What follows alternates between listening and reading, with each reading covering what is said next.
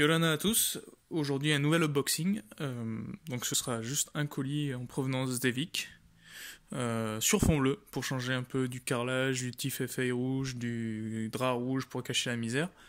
On essaye de se diversifier, on va dire.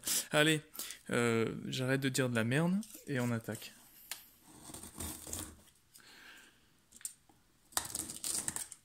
Alors, c'est un colis qui m'a été livré ce matin. Donc c'est une commande que j'ai effectuée sur le site Evic, donc c'est un site américain. C'est pareil, donc vous trouverez des pièces pour armes à feu. Et aussi pour réplique Airsoft Paintball, je pense. Bon, c'est un gros shop quand même. Suivant les prix, ça peut être avantageux de passer chez eux. Donc ce sera en dollars forcément. J'ai jamais fait de grosses commandes, donc j'ai jamais eu à payer de frais de douane. Là, donc en l'occurrence, pour à peu près une commande de 83 €, j'ai pas eu de soucis. Après, au-delà, je pourrais pas vous le dire. Hein. Ce sera à vous d'essayer. Donc, allez hop. Oh, c'est une grosse boîte pour un colis qui est pas si gros, non. Hein. Ça me rappelle un peu les colis d'Airsoft Entrepôt, là. Ils calent le tout avec du carton. Pardon. Alors, le petit flyer pour la nouvelle année. Oui, nous sommes fin janvier 2019. Donc c'est encore le moment de le déposer. Bon, généralement, ça, je le mets directement à la poubelle. Voilà, sauf si j'utilise le petit coupon. La petite facture. Alors, aujourd'hui, je vous présente donc un produit de la gamme UTG. Donc UTG fabrique surtout des accessoires pour répliques d'armes ou armes réelles. Hein. Il faut savoir que c'est une boîte qui a 25 ans d'âge apparemment. J'ai pas réussi à déterminer si c'était une boîte américaine, européenne. Donc celui-ci en tout cas est fabriqué aux USA. Merci la mise au point. Donc en fait c'est un... Bon, je vais vous le laisser lire en fait.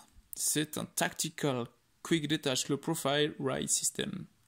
Bravo en anglais. Alors, c'est tout simplement un rail que vous allez venir intégrer sur le dessus de vos répliques type Kalachnikov afin d'avoir un... Je vais y arriver. Ou pas.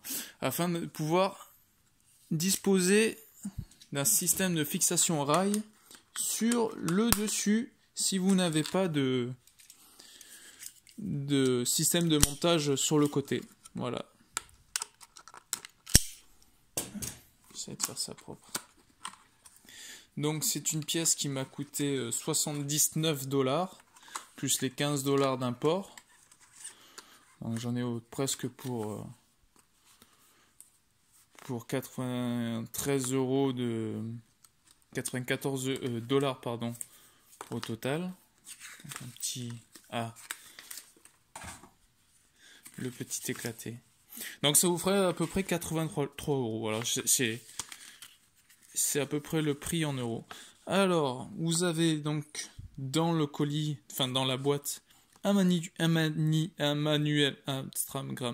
d'installation. Là, vous pouvez voir sur l'exemple, c'est avec une crosse en bois.